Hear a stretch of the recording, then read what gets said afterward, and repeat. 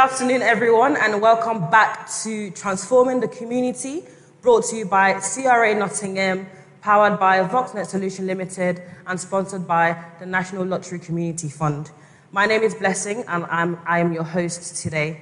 So today is our Mother's Day special, and we shall be discussing a very important and interesting topic, which is dealing with societal pressure. And we have a few guests with us today, but before we do some introductions, I'd like our pastor to usher us in with a word.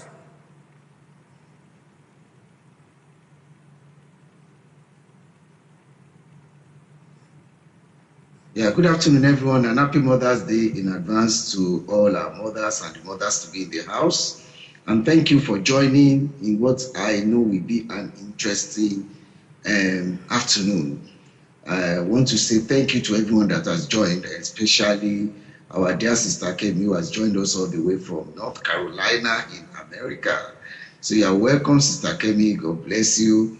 Thank you to Blessing, to Sister Tolu, and to Emmanuel, the only man on the panel today.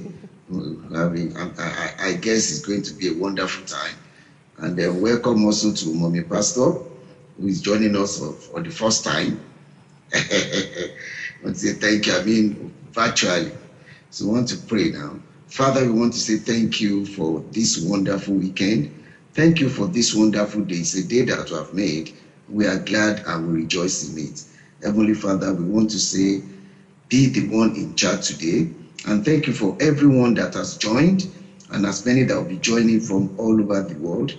And we pray, Lord, that at the end of it all, each and every one of us will be mightily blessed. Thank you for all your children that will be ministering to us today. Father, we say be thou glorified. For in Jesus' mighty name, we have given thanks. Thank you. God bless you all. Thank you for that. Okay, so now I'm going to introduce some of the guests that we have with us today. So we have Kemi, who's joined us from North Carolina, and we also have Tolu, who's joining us virtually, and also Emmanuel, the only man in our midst who's joining us virtually. So we have a couple of, quite a few questions collated, which we'd like to ask, but also is open to the guests as well. If they had any question, then it's open to you to sort of like ask and we discuss it together. So I think it would be nice to sort of like open the floor with, basics of what the topic we'll be discussing today is. So I'm going to direct this one to Kemi. The first question we have is, what is social pressure and what are some examples of societal pressures that women face? When you think about social pressure, one of the things that I wrote about society is we're a body of individuals, and so people who share common goals as a community. Right now, in our day and age, the social media is where we all come together and see one another, share values, So when you think about when you think about society, you're thinking about a body of individuals. You're thinking about a lot of people. So as a community, you're thinking about a person. You're thinking about family. You're thinking about the church community. You're thinking about your gym community. You're thinking about your school. You're thinking about everything that makes us share these common goals is what makes us a society. So, we come to church right now, RCCG, CRA, you guys, that's a community right there. So the Black people, the culture is what makes us a society. So when we think about the pressure comes from the mindset of fitting in. You understand? We begin to talk about pressure when we feel like we're out of place. When you feel like you're out of place, you feel the pressure to fit in to a society. A society that shares the common goal. For instance, the United States was founded by, a bunch of men who were tired of a certain way of life. They left the United Kingdom and then they formed a new society, a new nation, right? Because they shared common goals. So anybody that did not participate or that did not appreciate those goals, because it's a common and a shared goal, you were basically out of place. You understand? So the pressure to constantly fit in is where we are, as a people. And so women face all kinds of pressures. We already face a lot of pressures as people when we feel like we're out of place. So that's how I want to answer that question. Great, thank you very much. I think it's important. I think you covered quite a lot with regards to what covers, the societal pressure that, that women face. So if I direct it to Tolu, where do you think these pressures come from as women? I think you're muted. Thank you. So like Kemi has rightly said, describing what a society is, what a community is, what makes up, that body of people. I think just in the word societal pressure itself, there's so many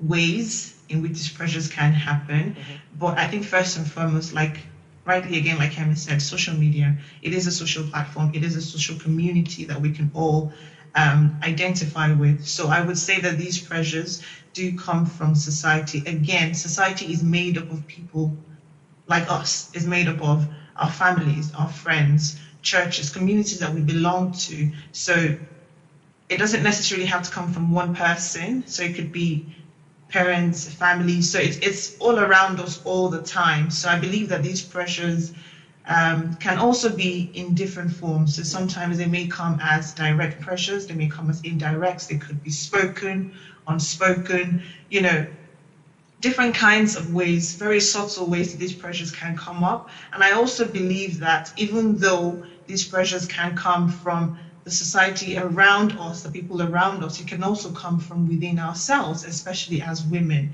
because we tend to see a lot of things. Again, there is social media. Even before there was social media, you still hear things, you see things. We have friends, we have family, we see what obtains outside. So whether you're a young woman trying to get up climbing the ladder in your career, or you're trying to start a family, whatever regard, whatever stage, and again, especially as Black and ethnic minority women, there's always been that pressure, again, coming from society and even within ourselves to reach certain milestones at a particular time and in a particular order. So take, for example, when you graduate from school, of which you have to graduate with a very good result so you can get a decent job, then you find someone to settle down and get married to, and then start a family. Perhaps buy a house after you start a family, or buy a house before you start a family. Those milestones are there, and they're supposed to be achieved in a particular order. So even though sometimes we do have parents that may be careful enough not to put those pressures on women, or you may have friends, or you may belong to a society that tries their best not to put that pressure on women, we ourselves, in all honesty, we see these things, and in our minds we start thinking, oh, like Kemi rightly said again, we want to fit in, we want to be seen in this particular light, we want to be appreciated in this way, we don't want to feel left out. So I think not just the society around us, but majority of that pressure as well comes from us as women. Yeah, I think I quite like the point that you raised about pressures coming from us, within us as women, and definitely we're going to have some discussion around that as we move along. I'm sure there are questions that sort of are relating to that. So moving on, our next question, I'll go back to Kemi on this one. Why is there growing pressure to be married, assuming that single people cannot lead meaningful lives? Can you come again with a question? Yep, so why is there growing pressure to be married, assuming that single people cannot lead meaningful lives? So why do single people have a lot of pressure to be married? Why can't the ones who want to remain single remain single? Again, I think that we need to think about the past for us to appreciate the present. You understand? We're coming from we're growing from a culture that prioritized. I'm Nigerian, so I can speak as a Nigerian woman, right? Before we became so westernized, there was only so much that women achieved. You understand? So what has been taught to us as value, right, is what we are carrying. And either we accept it or not, consciously or subconsciously, it's somehow wired within us that these are the values that we must have. We uphold marriage because from the past, if you do not appreciate what's happened in the past with our mothers, what they've had to go through, we would not understand the reason for that pressure. We need to look at how our mothers grew up. They had so much less. You understand? We have a lot. Right now, I live in the United States of America. I can fend for myself. I don't need to look to a man. You see what I'm saying? To fend for myself, we are allowed jobs. You understand what I'm saying? We're allowed the opportunities that some of our mothers did not have. So the only thing that was taught as value to a typical average woman in Africa, in Africa as a whole, a continent, right? And not even just Africa. Think about the United States of America. Now we fight for women's rights because women are coming to a place of independence. So even look at the Bible, okay? This was what was taught to us, even, as a Jewish community. You understand what I'm saying? This is what was told women, that the place of a woman, right, is in appreciating marriage until she sees herself differently. And there were different women that stood out like that, like that. But the woman is first an individual. You understand? Before, if we start to teach in our generation, and this is what is beginning to happen, women are beginning to see themselves as individuals, married or not. And it has to continue to be taught. You understand? And this is why there's a lot of rebellion, there's a lot of disconnect between the past generation and us. It's because we cannot even rectify the gap. And so we need to begin to understand what has happened in the past, and in order for us to be able to appreciate the future. So when we do that, we take a lot of pressure off of us. We need to understand. Talk to your mothers. You understand what I'm saying? Let them talk to your grandmothers. Let them understand what is happening now. I had to sit with my son this morning to speak to him about being a black boy, and I was surprised about what I heard. Our mothers, they did less talking, you understand, and did a lot of, this is how it should be done. And we thought that these values were us. And again, those values makes you, if you're a special person with a gift and your life, your destiny is completely different, the value that has been taught you forces you, you understand what I'm saying, into fitting into a societal situation, the pressure that comes with you need to be married now. Yeah. So everybody is different. You have to understand that everyone is different. And as a mom now, you can make those differences. So. Thanks, Kemi. I think, from my perception, that would be it. I feel like the reason why we have a lot of these is because our values is what makes who we are, and we all have different ideas and different perceptions because of the values that we have.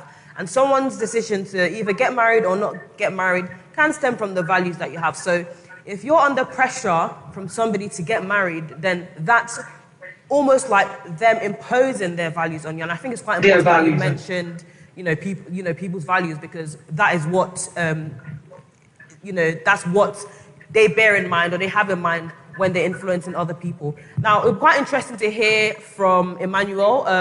What do you think? What is your view? What's your perception about this, from your perspective? Thank you. First, I want to point out that value is not an individual thing. It's something that is carried by a community or a group of people. And the reason why, so different communities are going to have like different values. So it's not like someone is imposing a value on you. It's more like someone is trying to impose the value of the community or the organization on you. Having said that, there are many reasons why a lot of things are changing in this generation, a lot of reasons. And there are also new sources of pressure, especially for women. For instance, feminism is another source of pressure. As human beings in general, we are social beings. And that means that we do not want to be outliers, so to speak. So our life generally is a quest to find balance. Okay, I want to be unique, and at the same time, I want to be part of a group. And generally, that's what we are as humans. Now, so when it comes to pressure is some sort of external force, that tries to pull us in one direction, right?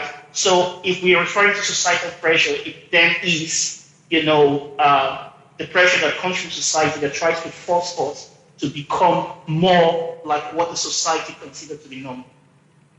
And then there is also the internal pressure, which is us trying to be unique and different from society.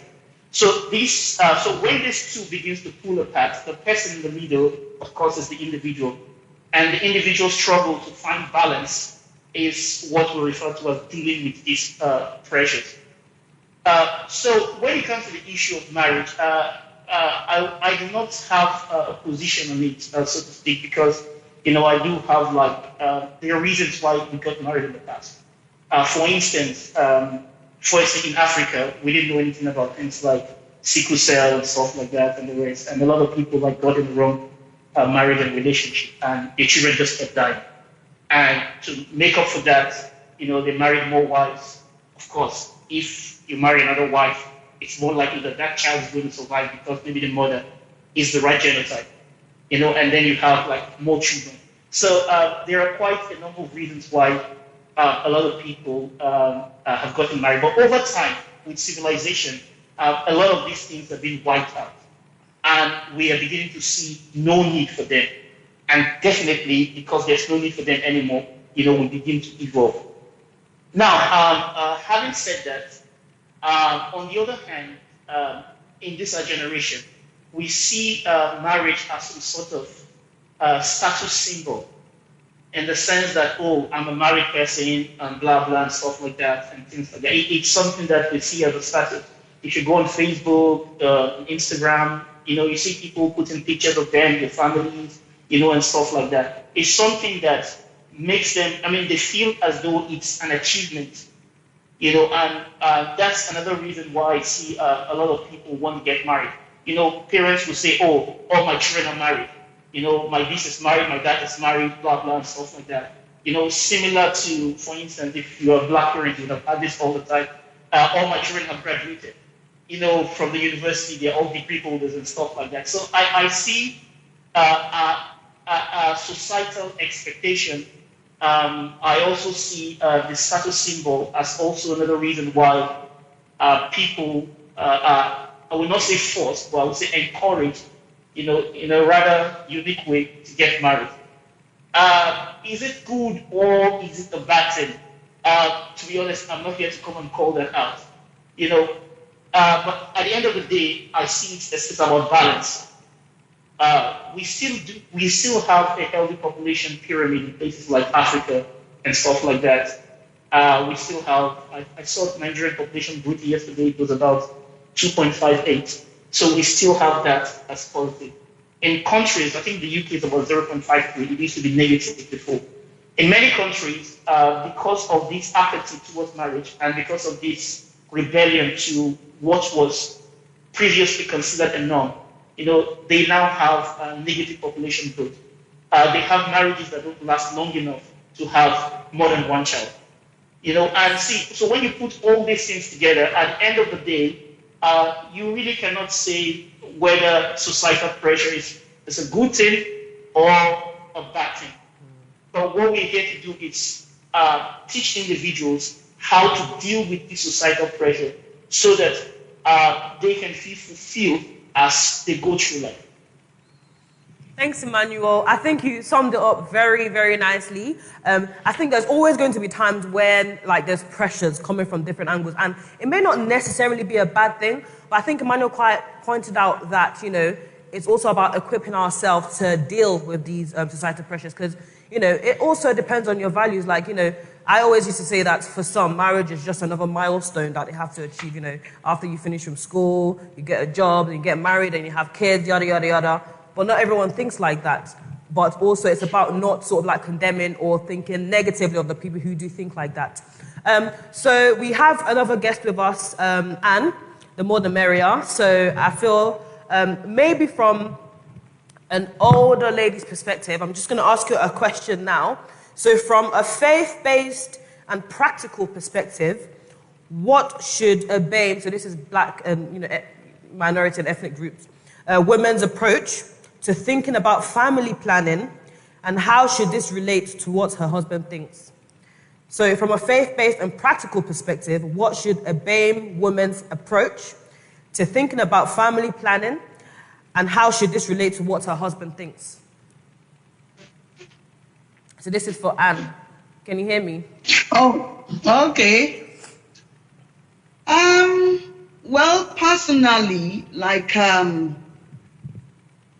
it has been mentioned by one or two of the speakers, the issue of societal pressure, the way I look at it, I know the pressures are there. And first of all, personally, I think it's your call. It depends on you, how you respond to those pressures that matters. Because pressures will always be there. People always have their various expectations from you as an individual or as a family or within a group. But it now depends on your interpretation, first of all, of that pressure and your reaction to it. Sometimes pressures can be subtle, sometimes they can be, very obvious. But as a person, it is how you decide to react to that pressure that will matter. So that's aside. To your question about, is it family planning you mentioned? Yeah. And how what I see concerning religious, looking at it from the religious perspective. Yeah. Personally, I think there are different things that could affect or impact your decision about family planning as a couple or as an individual or as a couple within the Christian concept. Because if you plan, it is better. Like for some people, for some Christians, even before they get married, they sit down with their spouse, with their, marriage partner before they get married and say, to each other what number of children they intend to have. But for a lot of us, I know in Africa, we have this mentality that says, oh, you don't count children. You just take them as they come because it is the Lord that giveth. But gone are those days. People in the olden days, people have children because of the economic value they had to the family. That is one thing a lot of people don't consider. Our forefathers, they have different wives, they practice polygamy because of the kind of lifestyle they live, because they are mostly farmers. And these children, the more children they have, the more wives they have, they contribute to the work of the farm rather than hiring laborers or outsiders to do the work. These are the unpaid, employees that they have. So that is what a lot of people don't understand. Polygamous is not something that just came up because men like to marry. It has an economical reason why people do it. But for now, things are changing. Yeah. Even now, you will still see people that want to have more children, despite the fact that they don't run a farm or anything. They just like it. But my take on it is that if you know you can afford it, and it is something that should be decided between the two spouses, not by any external influence. We've had stories of people who get married, and because in most cases, it almost happened to me because I experienced it too, and I will tell you how. If one of the person in the marriage is an only child, you always have this pressure from the parents of that person to have a lot of children to compensate for being an only child. My mom was an only child, and I know she and my grandmother used to have arguments about this issue because my mom was educated, she had a profession and things like that. And sometimes when me and my siblings, we are, quarreling in the house, kids will be kids. My mom will say, oh, it's only just these two of you or these three of you that are causing so much trouble. Imagine if I have more. And my grandmother will be working on us, telling us, tell your mother to have more children now. Tell her now, because she was an only child. So there are a lot of pressures that come from everywhere. But my mom was adamant that, no, I'm not having too many children. At the end of the day, she ended up having 4 of us. And she was always complaining that we were even too much. Those are pressures that people face. But personally, I think people should not be pressurized into decisions, especially things like, children or other things, whatever it is the spouses in the marriage that should decide what is best for them.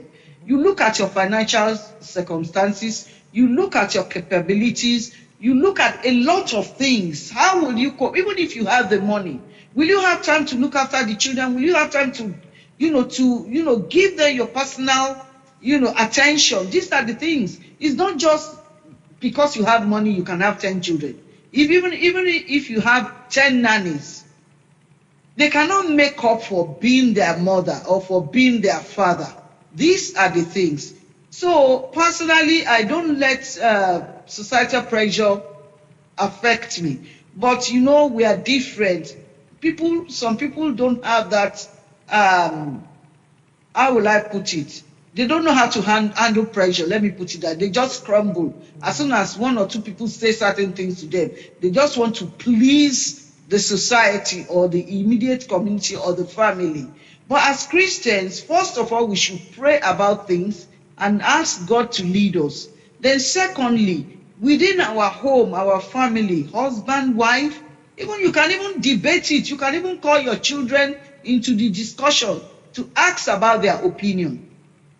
What do you think about this thing? What do you think about that? If they are old enough to, to reason and to understand what you are talking about. Yeah. So it's something one should not take with levity and just decide on whims or how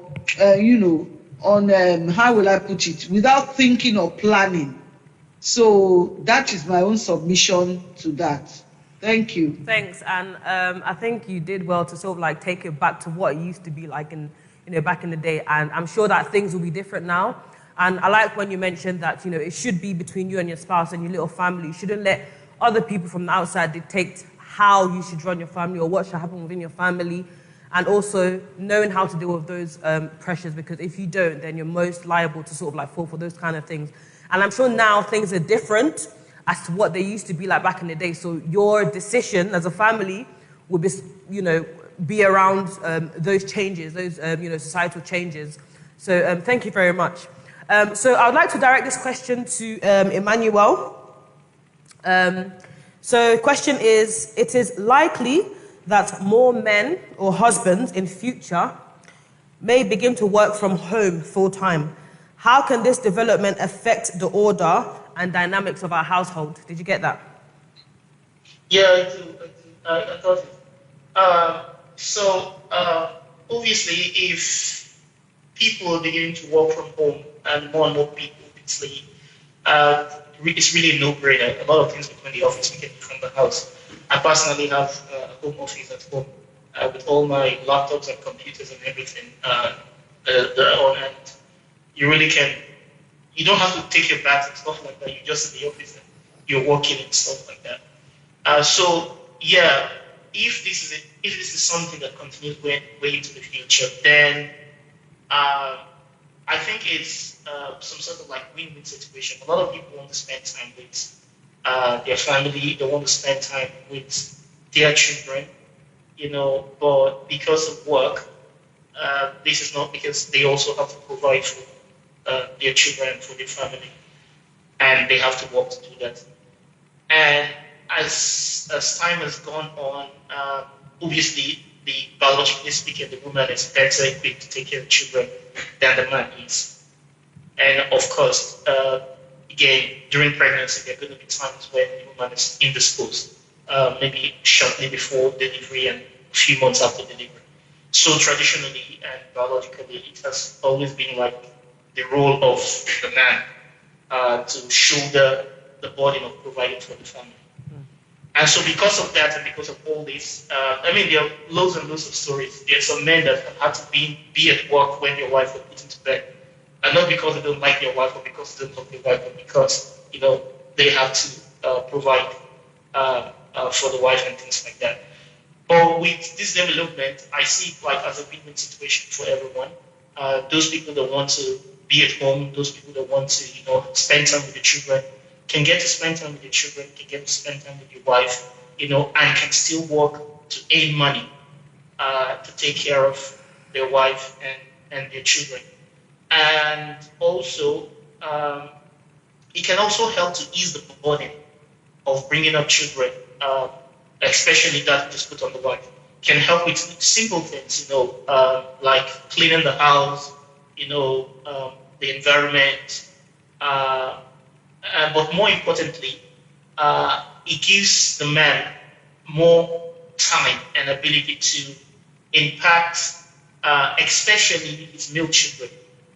Because what we see here is like a woman has been brought up we've had like this transfer of culture, this transfer of cooking skills, transfer of cleaning skills, from grandmother to mother. And then now, because most times women that bring up children are to their daughters, but the sons are lagging behind.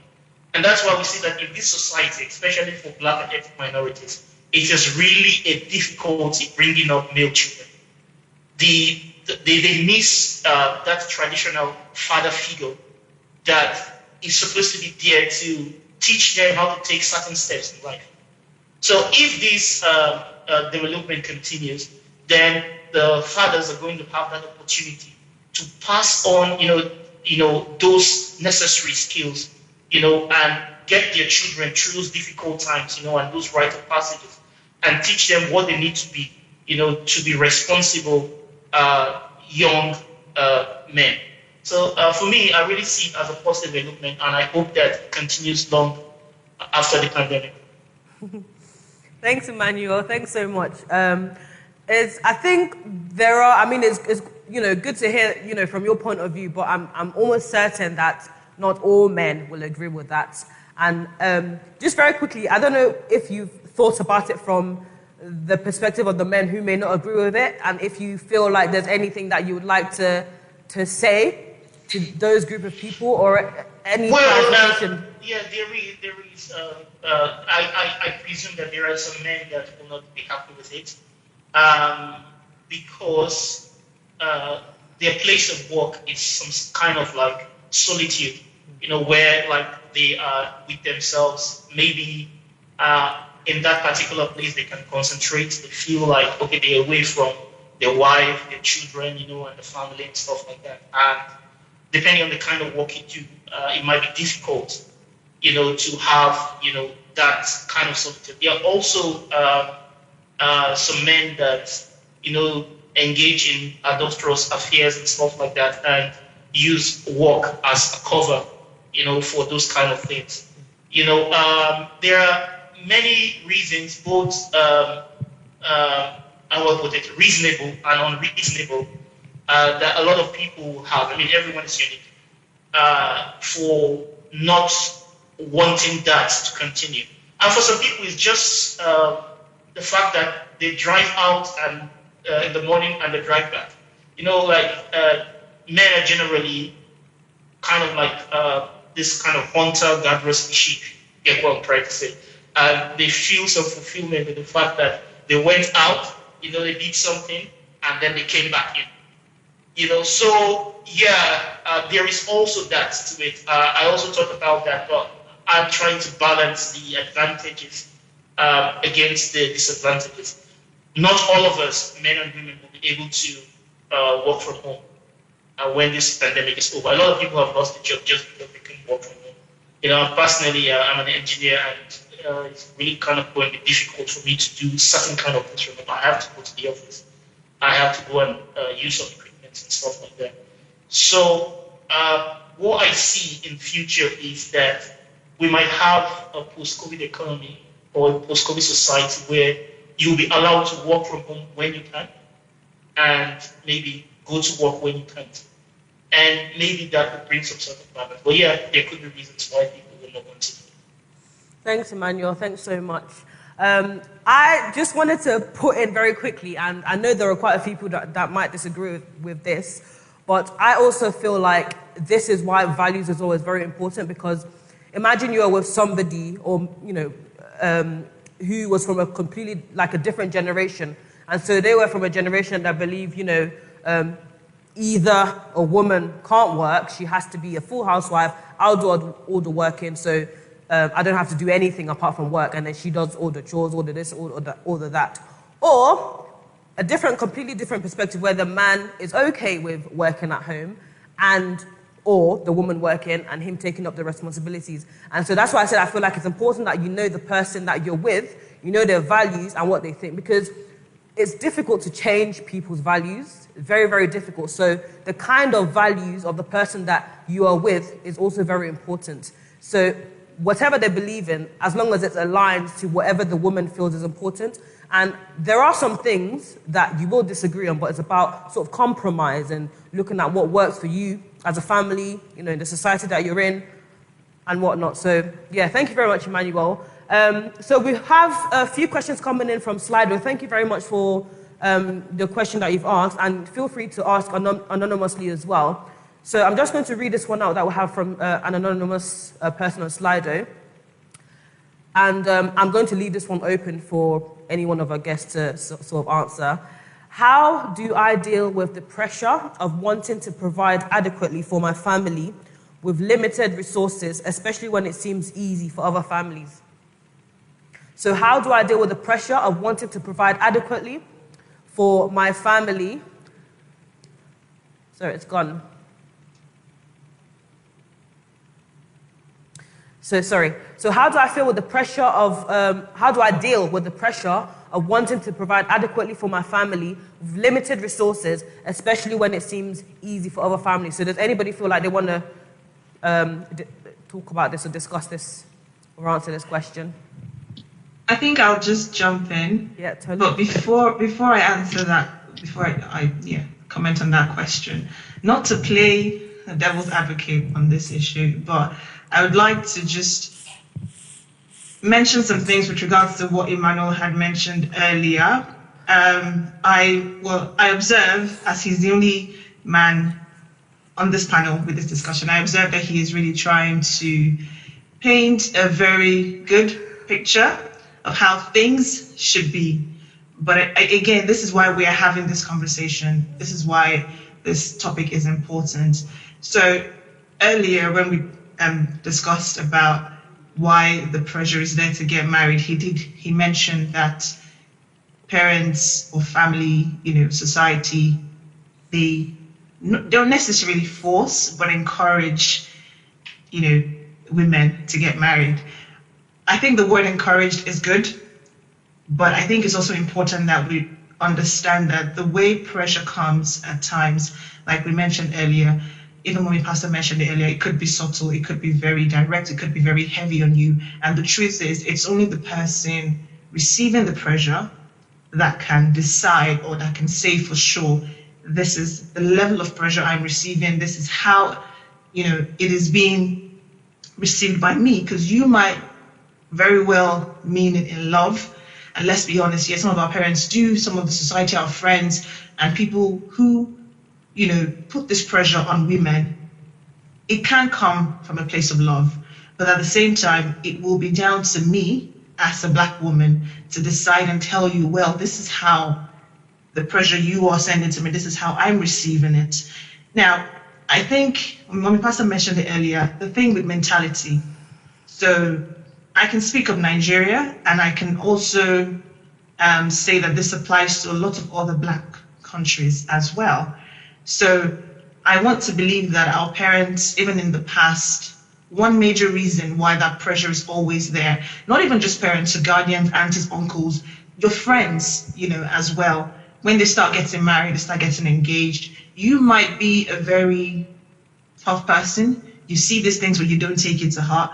But the truth is, when you constantly you're constantly being told that, someone's got married, a cousin got married, or got engaged rather last year, and they're getting married this year. And then next year, another one is getting married, and you're like, I'm aware, but why exactly do you feel the need to, continuously repeat these statements? Now, I think these things happen because sometimes our parents, or again, society, tend to feel that getting married is a form of success to an extent.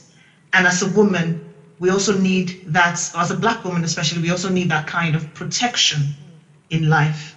Again, it might be perceived differently in a more westernized country. But again, like I said, I can speak for Nigeria. I know that it is almost a taboo, or it is almost frowned at, or seems somehow, when a woman decides to go and live on her own.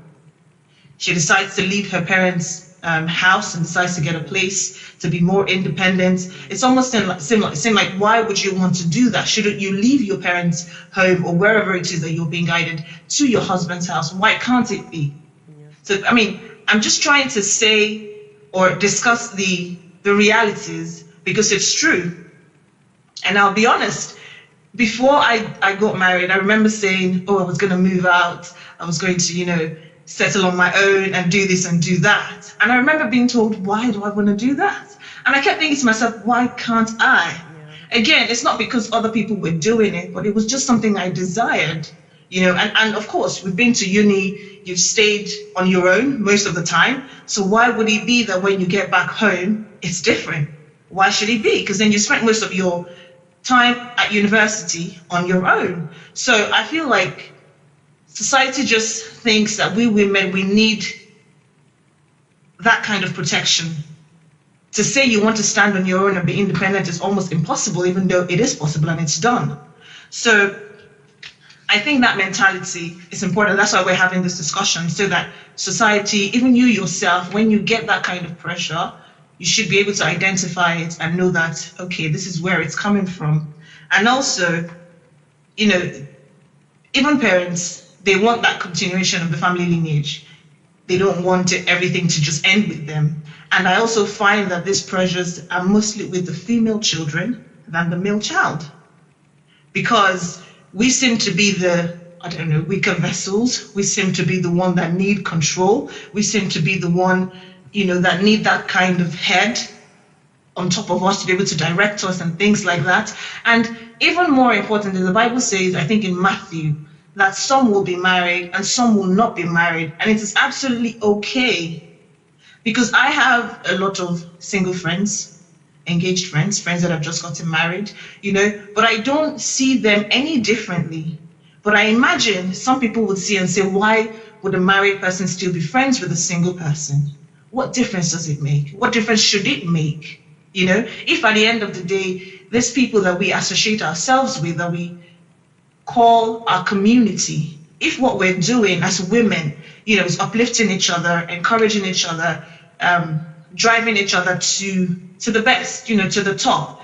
That's what should be important, not the fact that someone is single. Because then again, if it's a situation where, I think people just assume that once you're in a certain stage in your life, you shouldn't associate yourself with people who haven't reached that level. Almost like they are not.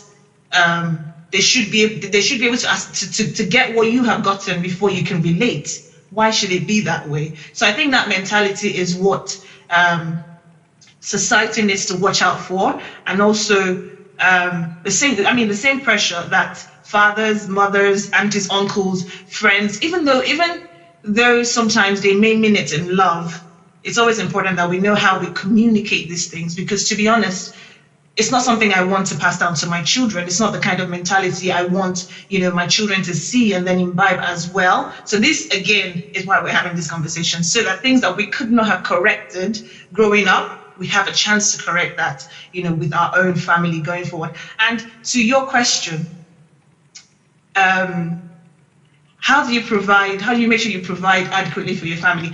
I think it depends on what you mean by adequate. Other people might be doing over and beyond for their own family. It doesn't necessarily make your provision or the love, the effort, everything you do for your family, it doesn't make it inadequate. So first step is stop looking at what others are doing. Whatever anybody else is doing for their own family, to you might seem adequate, but perhaps to them it's even inadequate. They're probably looking at another family or another situation and thinking, oh, how can I do more? So I think that's the first step. Just being aware that, okay, I'm now beginning to compare my family with that family. I have no clue. I have no idea what goes on in that family. I probably see pictures that look perfect on social media, or I hear things of how they go on holidays every year, 2 to 3 holidays every year. Their kids attend the best schools. But the truth is, you don't know the dynamics of their family. So for you to want to put that pressure on yourself, because you're having to provide for your own family, what would happen is you end up having anxiety, and then you end up having to, probably fall into depression because you feel like you're never doing enough. And that way it reflects on your household. It reflects on how you relate with your children, how you relate with your family. So I think having that understanding that whatever I do in my household, if I know that I'm doing my best, if I know I'm doing what, if I'm working within our capacity, what we can afford, and it's all, being enjoyed in love, I don't think there should be any form of regrets or any form of comparison or any form of pressure. Because again, if we can enjoy what we have while we have it, and then things get better, you will still then enjoy what you have when you have it. But if right now, it's like saying you're a single person, and then you keep admiring people that are engaged and getting married, and you see these pictures and videos and you think, oh my God, when? The popular God when, and then you never get to enjoy that stage of your life. Then you do rush, you then get married, and then it's like, okay, so this is what they're talking about. But then, like Emmanuel rightly said, because of that pressure, the marriage then doesn't last, because you don't even know what it takes to maintain that marriage. You don't know what the other family members are, or the other family that you're seeing, you don't know what they're doing to provide in the so-called adequate, for their own family. So I don't think that pressure is right. Understand why you're doing what you're doing for your own family, and that it is enough. But at the same time, if you truly know that what you're providing is not enough, and that could be maybe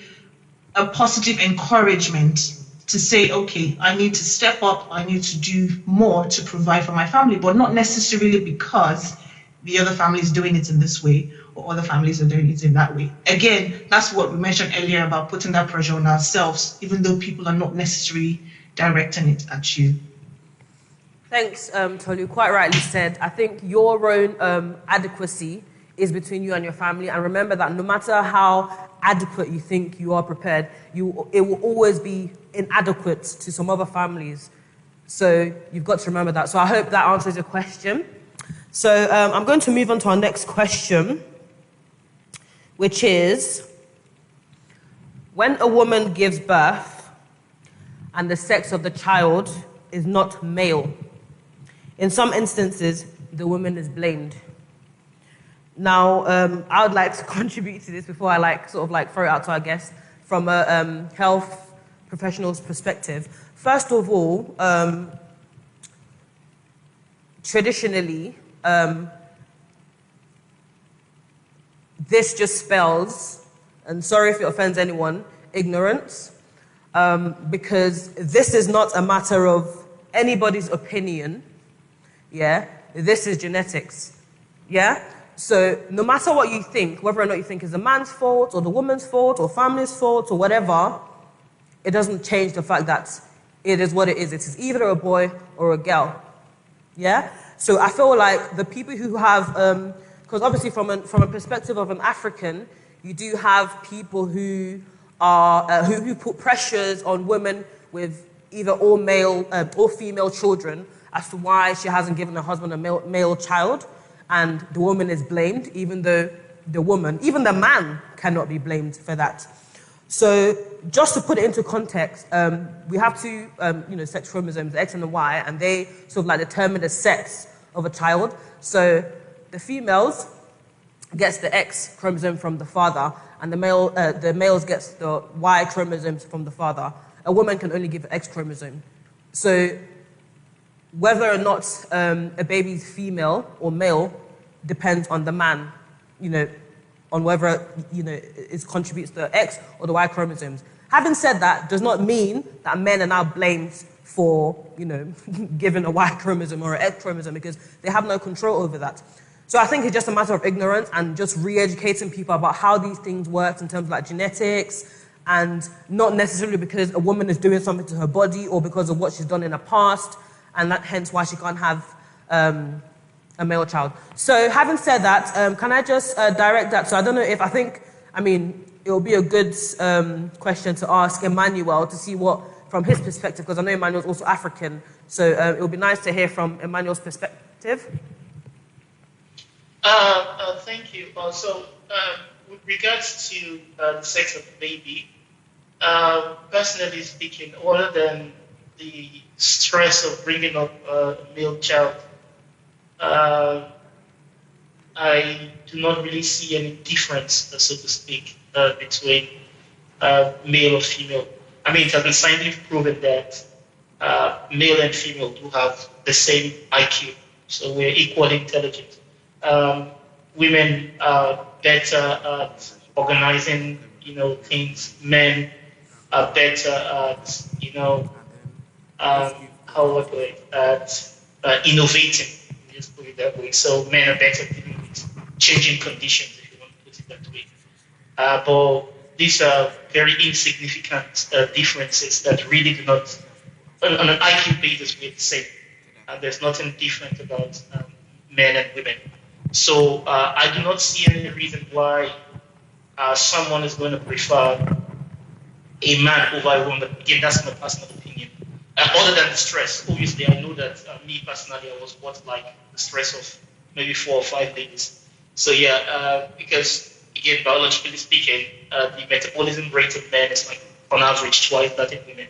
So they tend to be a bit more active. They scatter the house, they run more, they jump more, and things like that. But other than that, the females, they also run, they also jump, and stuff like that. So it's not really any, children will be children anyway. So I don't see anything. Now, with regards to the process by which fertilization takes place, yeah, it is true that neither the man nor the woman can control the process. However, the process does take place within the woman.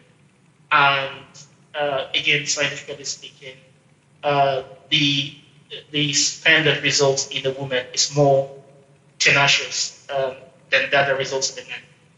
So those that will result in the man has to get the egg quicker. But that results in females, they can weather a lot of storm and get there. So how will I put it? The odds are in favor of always having a female child. So by nature of designing in such a way that the odds always favor female over a male. The male, they live fast and they live short. But the females, they can, persist and stay there for a long time, and eventually get into the egg and get fertilized.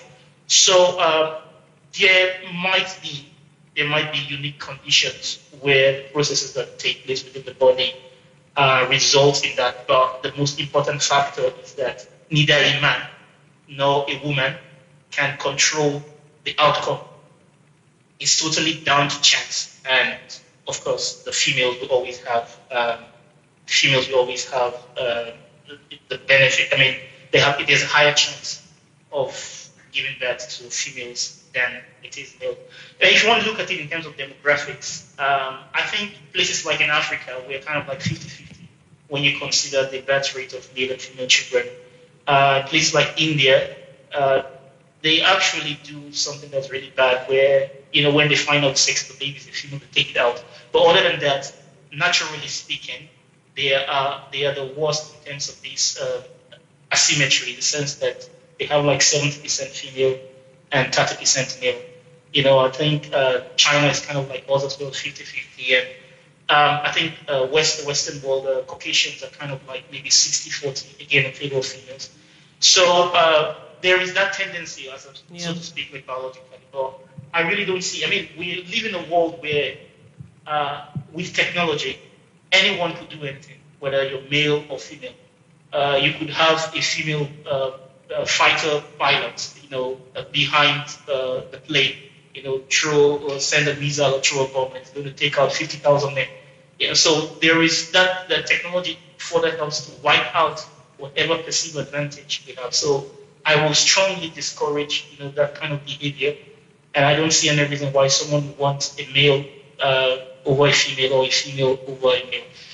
Because we always talk about this one way because we're from Africa. But I have friends. I have this friend. If he's watching this program, he's going to be talking about him. And they had a male child, and maybe like 14 years later, they had a second issue, and they were praying that it's going to be a female. Like they were literally going to like the baby store, say, "Oh, look at this fine clothes." Now, because they had a male child, like I can't buy this clothes for my son, but but if it's a girl, like they've had all sorts of things in their head that they want to do if they had a female child, but they had a male child. Second issue was also a male child.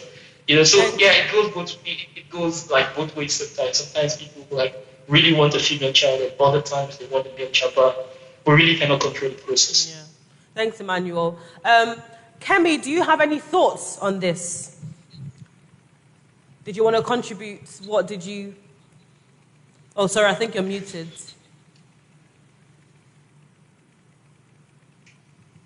Yeah, I think that everything has been said. I don't have any much more to add. I totally agree with what Emmanuel and yourself has said about how children come to be. But I do know that there are different things, that helps the body, that stimulates the body. Some things that, if you study about these things, there are many articles that are now beginning to talk about many different things that women can do to even, I'm not trying to be vulgar, but even as far as the position, even during the sexual intercourse, things that can be done, honestly, to get a particular sex. And hey, I don't know, if you want to look into it, please Google and find out the information. There are certain foods and herbs and things because, our bodies are, do not underestimate what your body really is.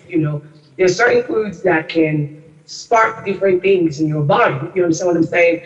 It's just like when you eat, for me, when I eat peanuts, my skin literally reacts. You understand what I'm saying? So it's the same way, even when it comes to sex, you need to think about, there's certain like foods that are aphrodisiacs. You see what I'm saying? They tell you if you eat watermelon or eat a certain fruit, there's a way that it stimulates your body. You have to think about what you're putting in your body that can actually, cause certain things. And because we haven't done these studies, so we don't know. You understand? So what we don't know, the knowledge you don't have, it's easy for you to pass over and say, maybe, but let's look into it. If you're really looking to have female children versus male children, read about what you need to do because the information is there. That's that's all I have to add. Yeah, thank you so much. We have more questions coming in from Slido. Thank you very much for sending them in. Keep sending questions in if you have any. So whilst you're still on Kemi, can I ask, so this is from a question that someone just sent in. As a single parent, how do I deal with the social stigma, especially from the black community? So as a single parent, how do I deal with the social stigma from the black community? Okay. And I believe that when we say black community, it is because, again, of the culture that we have as Africans. What makes up the black community is our culture as black people. You understand what I'm saying? We have the notion that marriage is important. As Nigerians, I'm a Yoruba girl, so we were taught that, to raise a family, to raise children, marriage is very important. So because we already have this value, because we already have this mindset, we are under pressure because of the way we're perceived when something happens in a marriage. And mostly, as a woman, you are blamed. Automatically, it does not matter if the man was not responsible, if the man was abusive. It's unfair that women are perceived as the failure, you understand?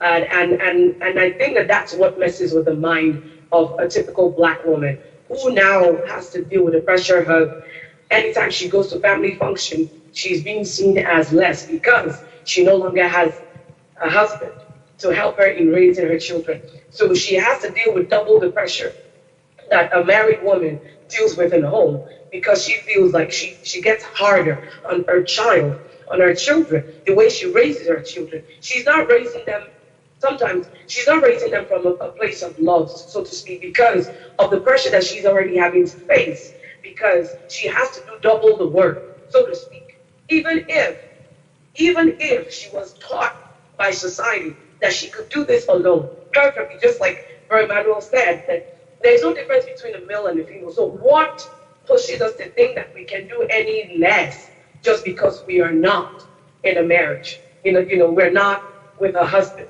You understand? So you have to first re-engineer yourself to think about where that pressure is coming from. It's coming from the fact that you have to deal with all these married people that make it look like, this is how it has to be. This is how it needs to be. You're a failure if you're not here. You understand? The value that you put upon yourself as a person is so important. And you have to believe that you are first a person who loves herself, a person who knows who God has made her to be. You understand? And it is in this originality that you can actually raise children properly. Because you can actually break your child as a single parent because of pressure. Not because, you're not good enough, but because of the pressure that's coming from, you can't do this alone. It is true. I have met fantastic people. I know that in the beginning it was not so. God made the man and the woman, and then together they form a family. But what happens in a situation where you are now having to deal with an abusive situation, and now you have to raise a child by yourself? You need to do a lot of work on your heart.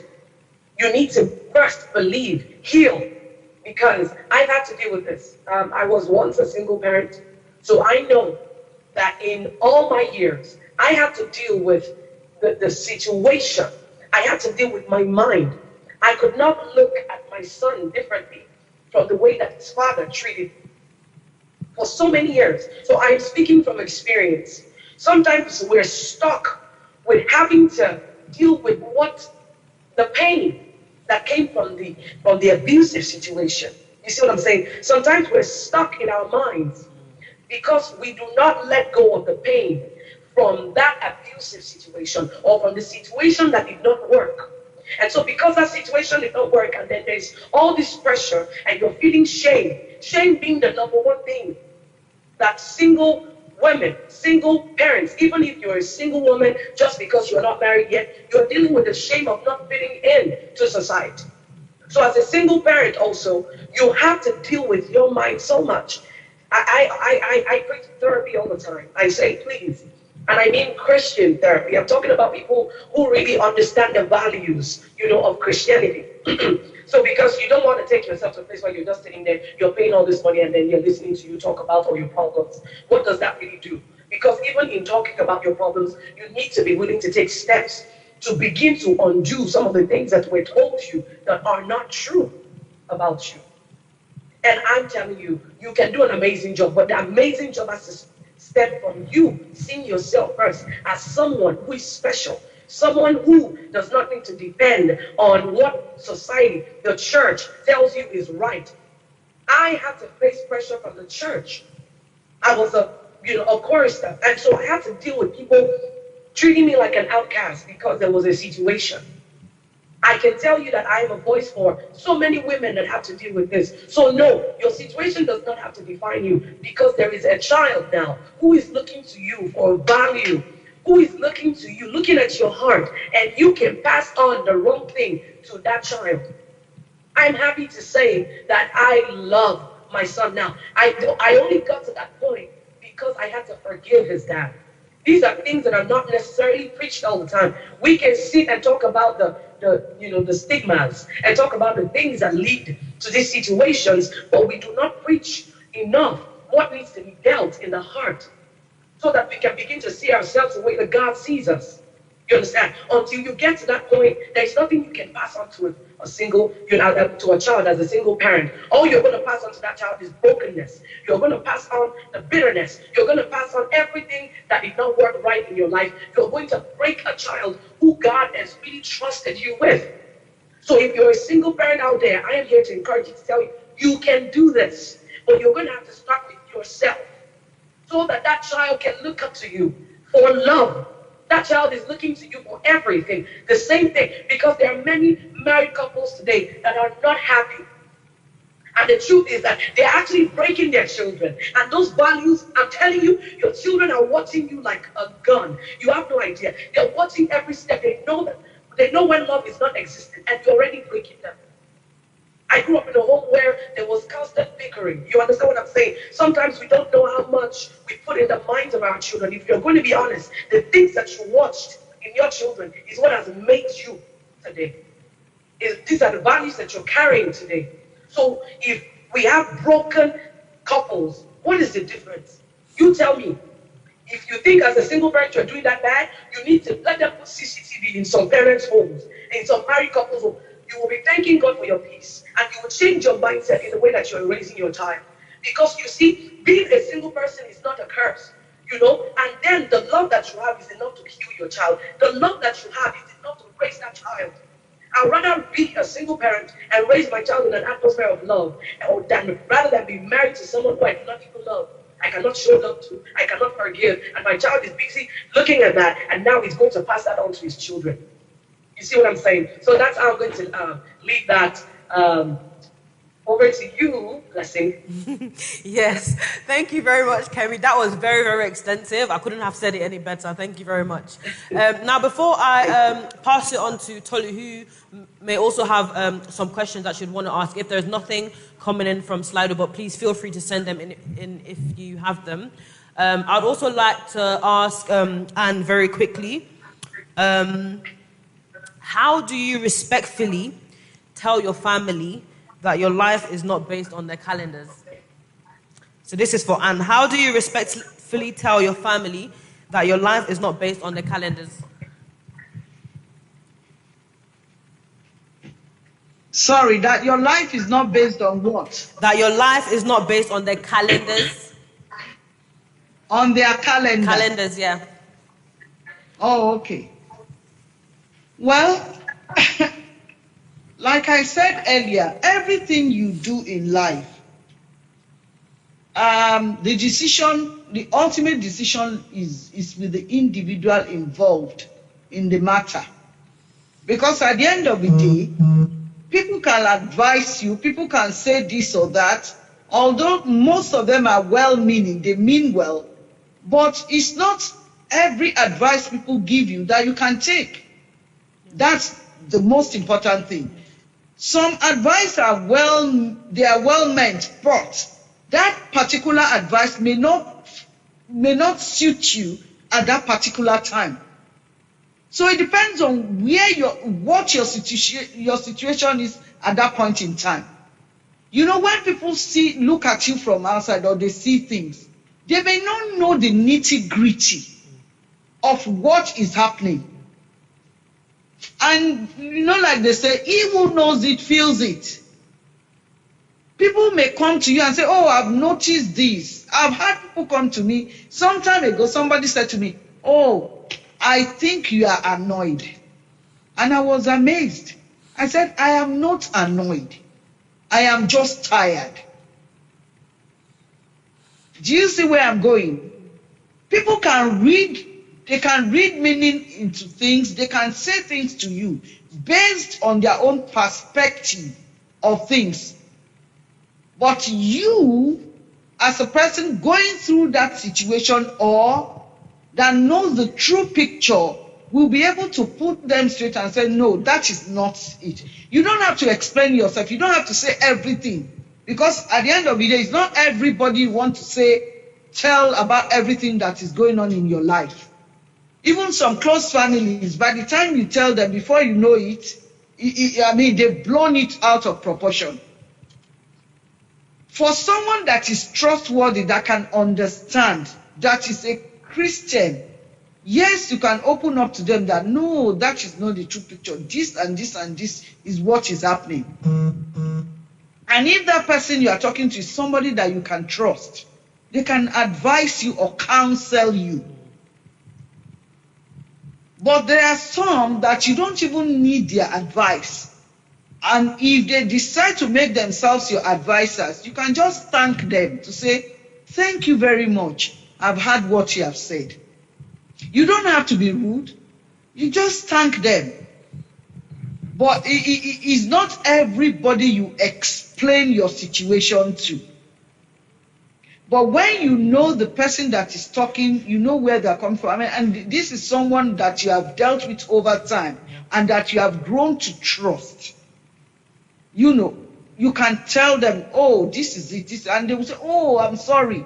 I didn't know that is exactly what was going on. Because people can just see you, maybe you are talking to your husband or your husband is talking to a wife. They may seem angry. They may not really be angry. They may be just ironing things out in their own way. Do you understand? So you just have to learn to kind of politely tell people to give you space to make your own decision as an individual, especially when you are an adult. And if maybe you are going through a situation of things that you think maybe you've thought about it over time, and you have not been able to reach a decision. Sometimes the Bible says that there is safety in the multitude of counsel.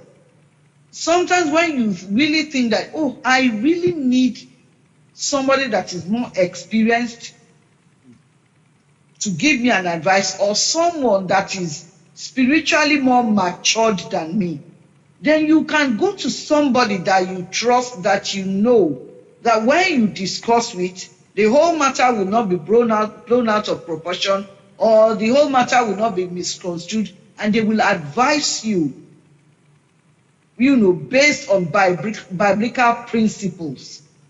Then you through that you may be able to make some decisions and arrive at a solution. So you can easily, sometimes, because of our culture, also because of where we come from, it's not easy for us to tell people to mind their own business, because our culture is such a culture that people want to mind your business for you,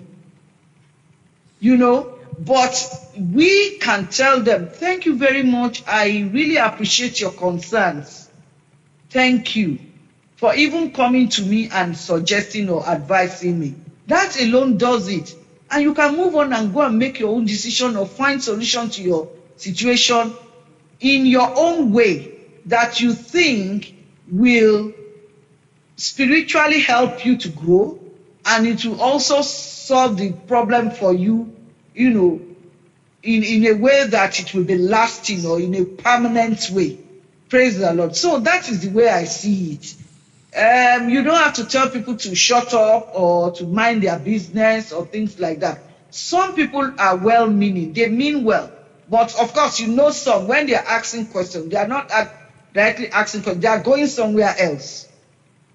They are fishing, if I may put it that way. So, as an individual, you know the people around you, you know their character to an extent. So you'll be able to judge why or how, why that person is coming to you with those questions or telling you things, and how to reply them or to respond to their concerns, as such. God will help us.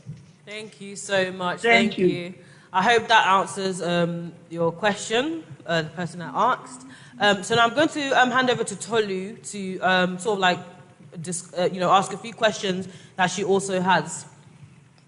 Okay, thank you very much, Blessing, and thank you, Mary Pastor, for that contribution. Just before we do wrap up, sharing some tips on how to deal with the social pressures, I quite agree with what Mary Pastor has said, and the truth is, people really do like to make your business, their business.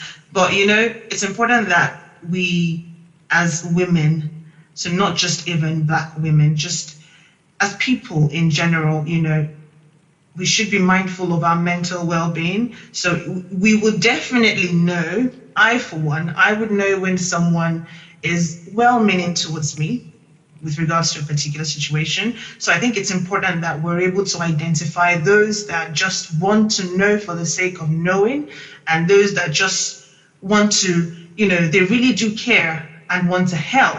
Which is why, they always tell us that when you have issues, you know who you go to speak to and who you don't go to speak to. So I think it's always important that if to an extent you've had enough, genuinely someone has been coming to you to, out of love, telling you I'm concerned, this and this and that, but then you feel overwhelmed and you just feel like it's enough. I think it's okay.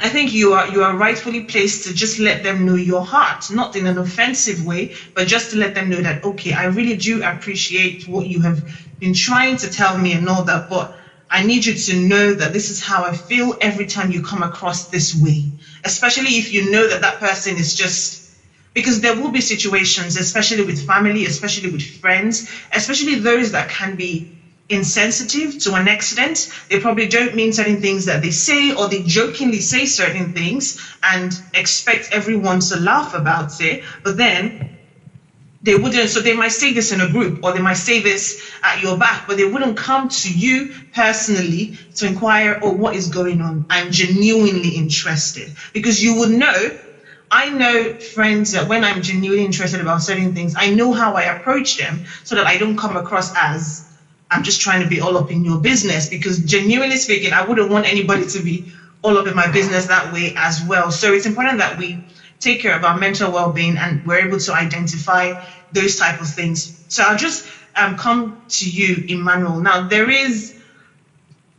I know through the lockdown and homeschooling, I know that through the news, if we have been watching, anytime parents are being asked, how's homeschooling going? How's the lockdown with the children at home going?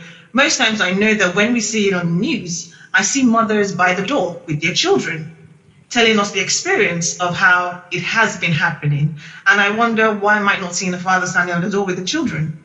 I wonder, I'm sure there are fathers, I'm sure there are men that are involved in this homeschooling with their children, but why is there that pressure for women to be the primary carers, for mothers rather, to be the primary carers for their children? Why is there that pressure for them to, be the one to get up in the morning, bath the child, make the food, dress the child, and then, get the child out to school? While the fathers, I suppose, just get up in the morning, get ready for work and are out. I'm not saying this is applicable to every father, but, why is that pressure there? Thanks for your question. Just to add to what you and Mommy Pastor said, so if someone that takes advice from everyone is defined as naive, that's what you are. It's a wise person that filters the advice that's being given and accept that suits them. So wisdom is that ability to be able to filter, advice that you're given and then take that which suits you. If you just accept advice from anyone and anybody, you just go on Facebook, you see someone just post, some, words put together and say, oh, that's me. You're just naive. That's where you are. For you to move from that step, it's good to accept advice. That's not what we're saying, but you can just accept advice from everyone and from every source and stuff like that. You need to filter them and accept that. Now, to your question, I wanted to touch on it, but it kind of relates to the question as well. Society has been designed in such a way that the best template for success is achieved under marriage. So this is the way that humans have lived for thousands of years. The template for success has been a married couple, whether man or woman, is more likely to be successful than a single man or woman. And then, secondly, because, obviously, if you look at historically what happened before now that we have technology, the men were most likely to, I would speak about my tribe, and I'm a Yoruba man. What the men do, technically speaking, is just, clear out a piece of land, and after that, they go and start tapping palm wine and, hunting, to get all those type of things and the rest. The women are the primary people, the women and children are the primary ones that handle agriculture. They do the planting, they do the weeding, they do the harvesting, and stuff like that. So the men, all they do is clear the piece of land, which is like heavy lifting. And then after that, they just go hunting, tapping palm wine, blah, blah, stuff like that. The major agricultural work is being done by the women and children, of course. And so that's just giving you like a picture of what society was before the advent of technology. So it's not just women that feel this pressure, men also feel pressure to get married and blah, blah, and stuff like that. So society in general is designed in such a way that, in as much as I believe that every individual, can bring up children on their own, whether you're a man or woman as a single parent, I also acknowledge the fact that, especially in societies like Africa, in these societies like in the West, Europe, and the UK, in America, and things like that, they have passed some legislations and they have put some things in place that makes it easier. It is not still equal. That makes it easier for people to raise, their children as individuals, like single parents. But in places like Africa, even if we go out there and preach that we believe that you can raise your child and can be a successful member of society. We can point out many examples, Barack Obama being one of them. They can be respectful members of society. In reality, they are going to face more challenges because that's the way society has just designed. And I think that it is important that we begin to look at the way we've designed our society that in such a way that is disadvantaged, to a certain set of people. And I think that we need to begin to look into that, to make it much more even. Now, regards to the question that you asked with homeschooling,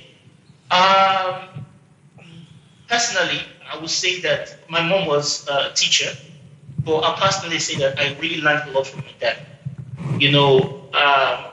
I used to ask different kind of questions. Why is the sky dark in the night? What is that star? How did God create this? How is that? And things like that. My dad would just take his time. My mom would always give you oh, God created it, blah blah, stuff like that.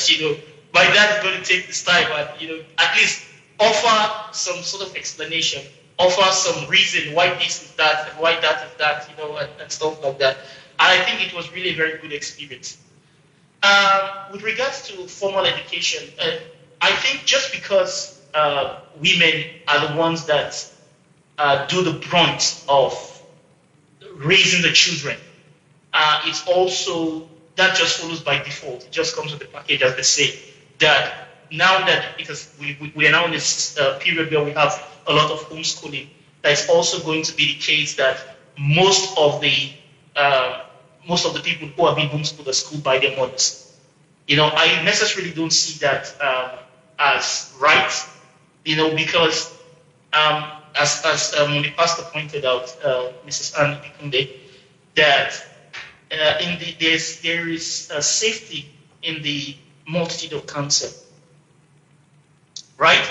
So if, say for instance, I'm better at mathematics and my wife is better at English, for instance, why can't my wife homeschool the child in English, and I homeschool the child in mathematics?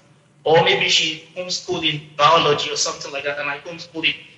When we put our resources together, right, we are transferring what we are good at, to that child.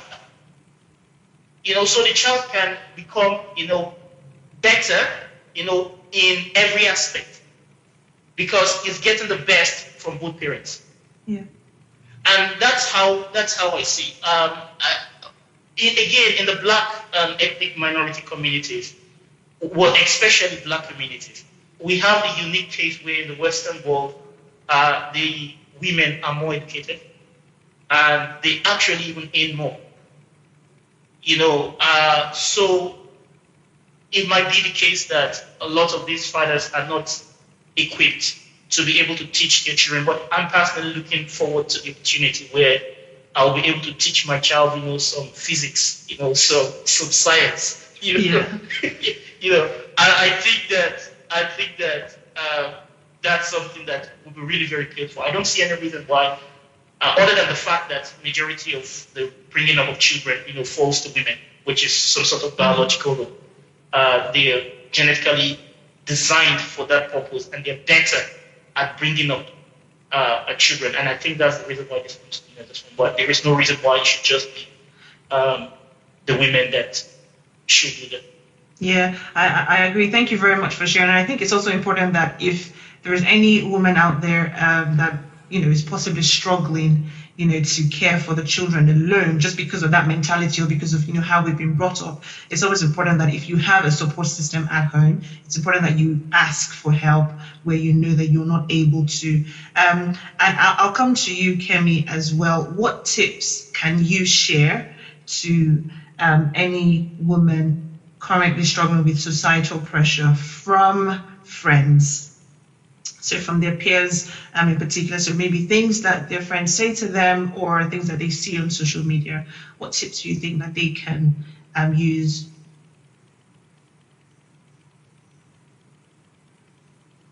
You're on mute. Thank you. Thank you so much for asking that question. So tips. It is so important for us to know, like the people that we receive counsel from. It's very important. Like when the pastor had rightly spoken about in the multitude of counsel. I want to mention just quite a number of people that I look to in the Bible that help me as a woman, because as women, we're powerful people, and then the source of counsel actually would determine the kind of value that we carry on, you understand, as people. Esther was one of them. And so the counsel doesn't necessarily need to come from, so to speak, men or women, because in Esther's case, she lost both parents, right? And her uncle became that person that was the voice of counsel to her. So basically, that was the friend that she had, because sometimes we need to define who friends are. You understand? Who friends? Well, who do we consider our friends? Our friends are very powerful people. These are people that we let in to our lives, and these are people that would always offer to us counsel based off of, the values that they carry or that they share, be from their backgrounds and things like that. So in her case, Esther had nobody but Mordecai, right? When Mordecai was this old elderly man who, these were Jewish people in the lands that was not even their father's land. So, let's look at the Bible and let's look at the way that we are right now. We're westernized. We come from Africa. We come to a place like the United States. That was literally what was happening with Esther in her time. But then she had someone who was a guy who understood what was going on in the society, and he was able to prepare her, right? He was able to counsel her to fit in. Listen to what I'm saying, because she was unique. Her background was unique. But then there was something that Mordecai did that allowed her to really fit into this whole context, because there was a Vashti who was, removed from the throne, and someone was able to guide her, to fit into her purpose. So what are you fitting into? I'm saying to you, you need to understand what your purpose is, so that way the counsel that you receive are counsels that will actually cause you to fit into purpose, not into society, but into your purpose, because you need to be able to separate those two things. If you do not watch out for what your purpose is, you will receive counsel from just every Tom, Dick, and Harry. You will look at social media and you will think that you're receiving, guides, and you're receiving all kinds of things, only to continue to fit into society continually without fitting into your purpose. So I want to say this to you, as a woman who is watching me today, do you even know what your purpose is? Because when you know what your purpose is, you will always seek for counsel that will always prepare you for that purpose and fit you in perfectly into your purpose. Another woman, Ruth, she had a Naomi. In her case, it was not a man that was really preparing her, but there was a Naomi who was guiding her. This woman had lost everything. Think about it. These were women who had similar stories. You understand? How do you pick your friend? You see, you have to look at people who understand, who share the same value. Both of them lost their husband. It is not all the time that Israel loves company. Listen, sometimes you need to understand the reason why that person is your friend and the purpose that you both, have, and how this person can help you. Accountability partner. You understand what I'm saying? People that will be able to nurture you into your, destiny, into your purpose. And the whole thing that Naomi understood culture, so she taught her amazing things that would allow, her to find favor with Boaz, right? Look at Mary, the mother of Jesus. I mean, it was crazy, right? Who did she have? Who did she really have? The Bible doesn't tell me that Mary had any friend, so to speak. All she had was a cousin. She received a message, a crazy message from an angel. I'm telling you, if we told people that we're receiving angelic visitations in this day and age, we're like, it's a crazy thing to even think about. But yes, you have dreams. There are ways that God is speaking to you right now, preparing you for your purpose. And you know what she did? She had a cousin. That was the only person that could confirm to her, that would just make her feel like, yes, you know what, I'm not crazy. I'm about to give birth to a child, and it does not fit into society. I'm telling you, she was the mother of Jesus Christ. It was an immaculate conception. It was not normal. But because she could feel comfort, you understand, because her cousin, who was carrying a 6-month-old baby, burst into prophecy, and somehow she felt like she fit into a purpose. She didn't have to question that any longer. She didn't have to feel like a crazy person. She left God to deal with the Joseph in her life. She was not trying to, stop Joseph into, accepting me. What am I saying today? You need to know who you are as a woman. I've mentioned all these unique women. And one more thing I wanted to add. The reason why Esther is such an important place is because women, married women, you don't know the power that you carry as a married woman. You can change the cause, you see, of the world by being married to a powerful man. It's not all the time just hide yourself, cower yourself down and not speak. You are a voice in the ear of that man. When you are together in the private places, you need to be able to stir up the mind of your husband, be it on your knees, but also in a wise way. Esther did not try to coerce her husband, and there are different kinds of women. Look at the power that Jezebel had. Jezebel was stirring up her husband like mad, and he was busy killing folk. You understand what I'm saying? That's power right there. Women, you have power. Don't say because you are married to a powerful man and then they begin to cut down, beat down women, in the home. If you want the world to change for women, if you're married to a powerful man, you need to really, really demonstrate to him, for the sake of the many women, unborn children that are waiting for you. And that was what Esther did. So as a woman, your place is very important. You got to see it first. You got to believe it. And you have to really watch out for the voices of counsel that you're listening to, because it could change the world. Thank you, Tony. That's really profound. Thank you very much, Kemi. Thank you very much. Well, just to round up as well, we'll come to you, Mommy Pastor. The church can be a very important community, especially for a Black woman today. And what role do you think the church should play in helping women to deal with these social pressures? And what tips do you think the church can afford women on how to deal with these social pressures?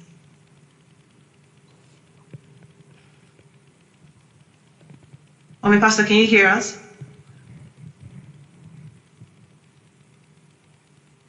Can you take the question again, please?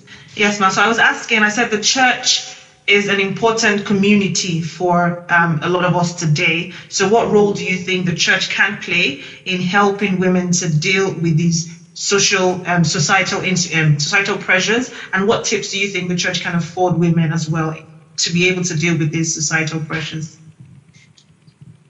The church, even from the beginning of time, the church has played a big role in women's life. And, well, what I would say, rather than, yes, the church should modernize, there are some things that the church can, how will I put it, that the church can gain from looking at society in general that are positive things, if I may say so, to, inculcate into the women within the church community. But at the same time, we should be very careful because the word of God cannot change. It is something that is constant. Like nowadays, you hear all sorts of things. Oh, the world is changing. Yes, the world is changing. Oh, things are changing, things are evolving. Yes, it is. But at the same time, that standard that God has put in place for us as men and as children of God, we should not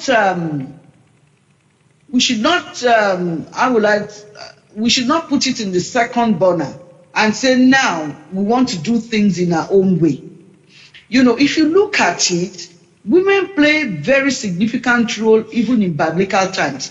If going through the Bible, who are the first people that always come in contact or have good relationship with Jesus? They are women. Through their hospitality, through the way they welcome him, through the way they worship him. Throughout the Bible, you read about women like Mary and Martha, like the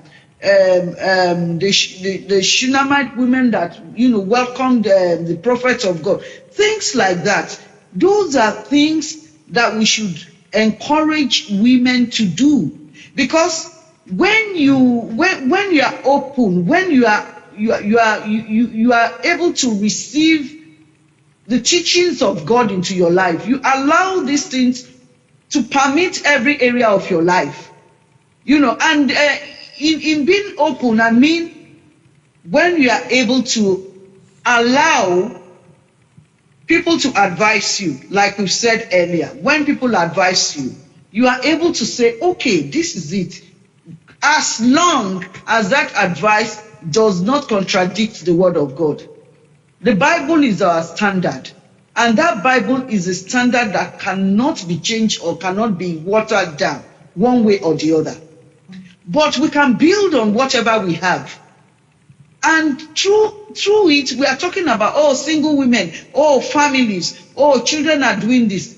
The church, even in the back, in those days, I remember, most of the good schools, when we were growing up in Nigeria, most of the good schools were run by Christians.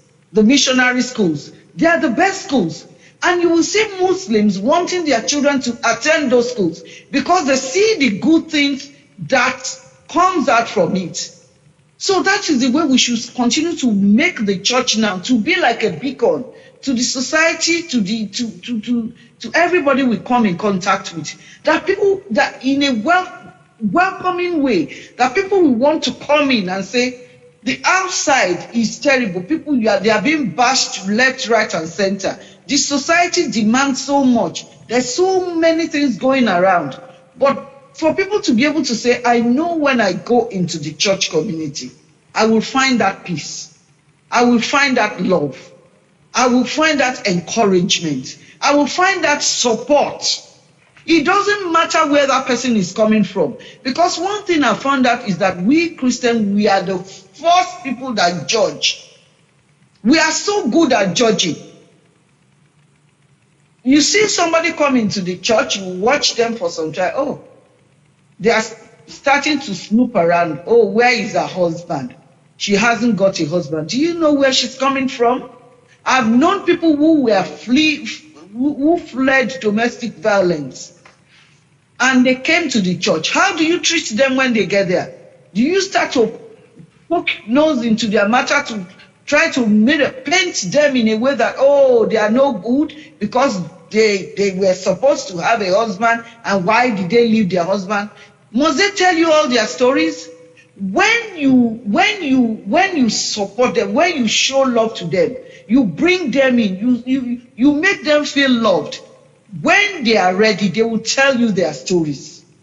And when they tell you their stories, you will know that even what they have gone through, you can't go through it. So these are the things. We have to be very careful, because Christians, we are so quick to judge people. And that is one thing we have to be very careful about. When you look at someone, they come in, they want that peace. Give them that peace. Give them that love. Give them that support. Morally, financially, whichever way you can. When they are settled, they will know that, oh, I've come into a place where I'm finding peace. And with that peace, you will edify them, you build their life back. And they will be able to take off. They will be able to get to that place where God has prepared for them. Through your help, through my help. So these are the things we have to be very conscious about. And that is why, first things, especially among women, we have to discourage this habit of gossip. You know, you see somebody, before you know it, you jump into their matter, no, leave them alone. When they settle, when they know that they trust you, you will hear the story you have been itching to hear. Praise the Lord. So God will help us. Thank you very much. The community have to be more open, more helpful, more accommodating, to people, especially people that were not part of us from the beginning. Somebody just walks into a church, especially when we are talking about women here. Before you see a woman that will leave her home or her matrimonial home to come to a place where they don't live, it takes a lot. Something must be happening. So God will help us, and this can, also be a general thing when we are dealing with everybody, be it man, woman, or a child. So that is my submission. I just pray that God will give us that grace, that love, even in our own hearts, to love others too. Thank you. Amen. Thank you very much, Mommy Pastor. I think it's everyone's responsibility, each and every one of us, to be able to change the narrative and help ourselves and others to deal with these societal pressures. It starts from each and every one of us. And I'm also hearing awareness, because if you're not aware that there is this societal pressure, if you're not aware that this pressure is coming from this angle in whatever regard in your life, then you will not be able to take action. If you're not aware, like Kemi rightly said, that there is a purpose that you were meant to serve, then you will not know that whatever advice or counsel you are getting, you will not know whether it's in alignment with that purpose or not. So it's important that we are aware. It's important that we have confidence in who we are and confidence in who God says we are as women, as human beings in general. I'll just hand this over back to Blessing for any final comments and just to wrap up the session. Yeah, thank you so much. I think, Anne, you wrapped that up and summed that very, very nicely. And thank you all to our guests as well who have joined us. I think, the points, the questions as well have been very, very valid. So just to sort of summarize what everyone has said, I'm hoping that all the questions have been answered. But before I sort of like do a brief summary before I wrap up, are there any final thoughts from our guests? So from Kemi, Emmanuel, are there any final thoughts before we wrap up? Emmanuel? So I just want to point out that I was looking up some articles and I saw one on the pressure, being a strong black woman, and it's good. Don't get me wrong. I mean, the article concluded that it's good to have that confidence, that ability that you can actually go out there, and achieve a lot. And if you look at the black community, especially in the United States, and look at the history of slavery and stuff like that, and all those kind of human rights struggle, a lot of it was carried, by strong black women. However, the article did conclude that they are more susceptible to depression. Again, I think that in as much as we want to, men or women, in as much as we want to be that strong, person, that person that, especially to women, that can shoulder this responsibility, that can carry, again, this is unrelated, about women being more agreeable, and that's the major reason why they earn less than men, in society and stuff like that. And it's actually true that the women that are less agreeable actually earn more, also, again, I mean, have that person of being like stronger and more assertive, and stuff like that. It's important that we live a life of balance, and I always emphasize that it's good to be strong. It's good to have ambitions. It's good to want to go out there and pursue your purpose. But at some other time, it's good for you to, reflect back, take time out, take time off. You're a human being, first and foremost, and to connect with your inner self, so that you're not just living your life, for what's out there, for what you want to achieve, for what you want to become. The Bible puts it this way, saying, what shall it profit if you gain the whole world, and at the end of the day lose your soul? You also have a soul, your mental health, your well-being, it also needs attention. And it's not going to be nice if you actually go out there and achieve all your purpose, and within you, you're broken. Within you, you feel depression. The Bible says that God has not given us the spirit of fear, but that of boldness, of courage, and of a sound mind. I think it's really important that we do not allow, this so-called pressure of being a strong, black woman, independent woman, and things like that in the society throughout us, to deprive us of the most important thing, which is a sound mind, and being sound. I want to see everyone, the Bible says that I hope that you prosper and be in good health, even as your soul prospereth. I want to see both. I don't want to see someone, being prosperous, and being in a bad state of mind. I want to see a case where we have women that are both successful, and prosperous, and also, have peace of mind. Thanks, Emmanuel. Any final thoughts from you, Kemi? Oh, yes. So, I first want to say thank you for the opportunity.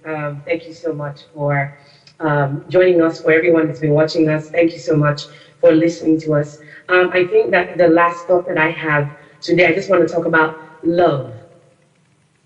You see, I think that there is a misconception that because we automatically call ourselves Christians that we have love in our hearts. But the truth is that love is something that is cultivated.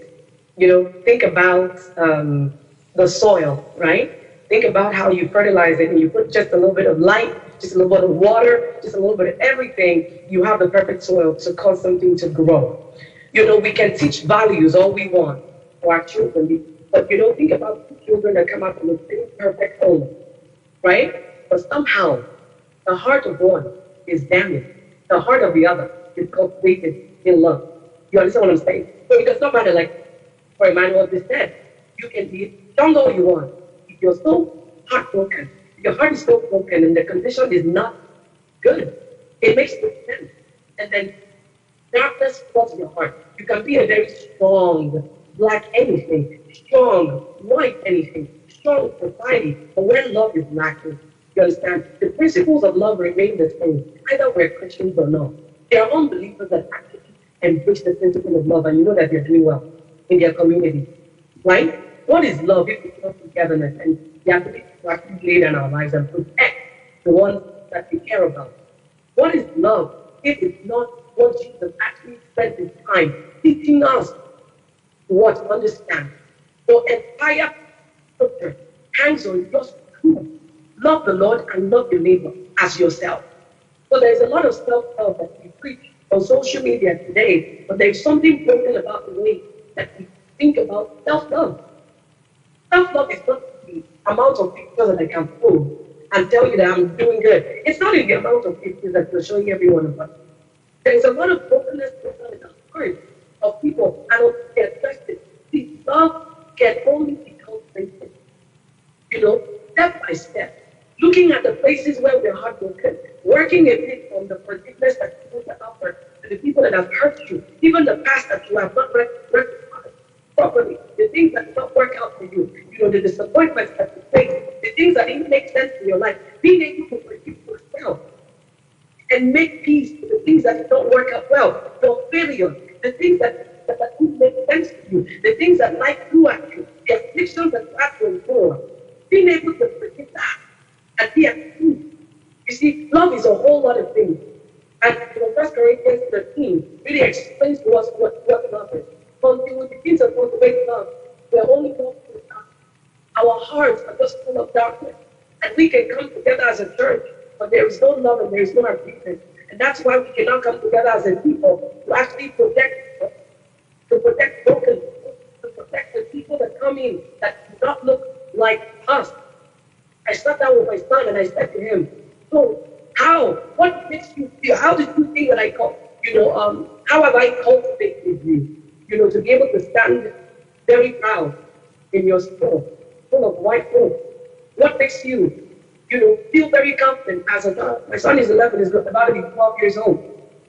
And he said to me, Mom, it's because I feel protected. You see, love makes you feel protected. The reason why a lot of us can say that we're lovers is because we know that Jesus got our back. What is love if it's not protection? The love that you have for me should make me feel secure. The love that you have, that I feel for the church should make me secure, not like an outcast.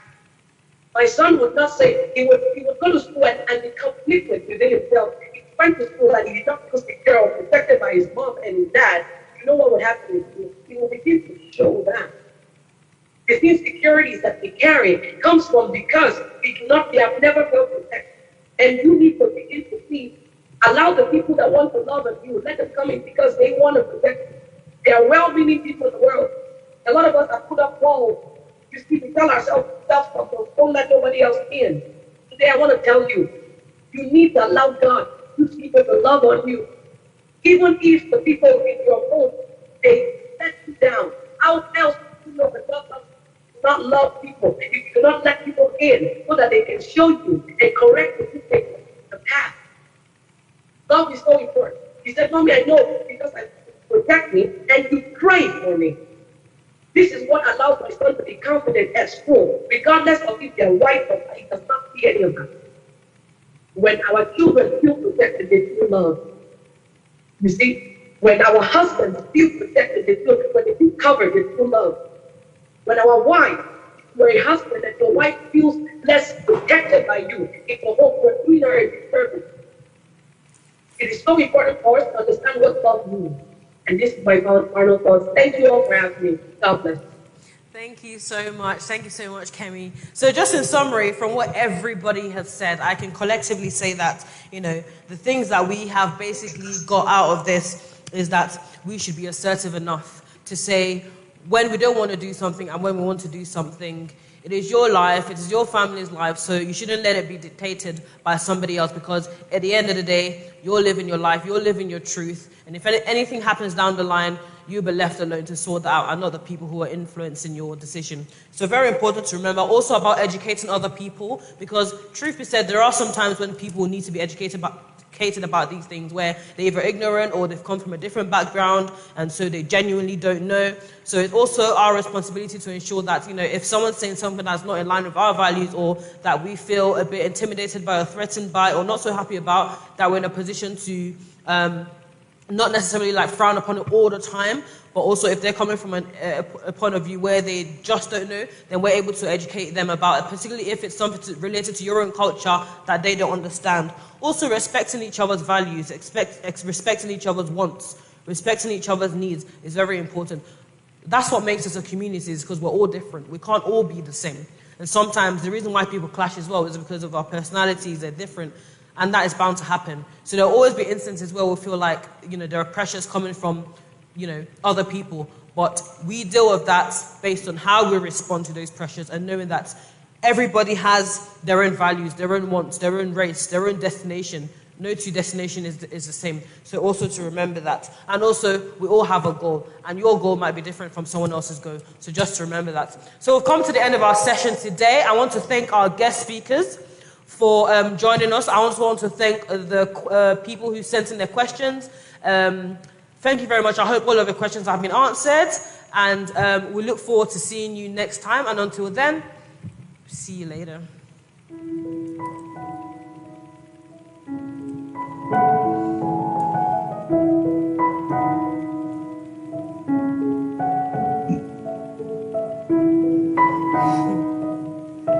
Thank you.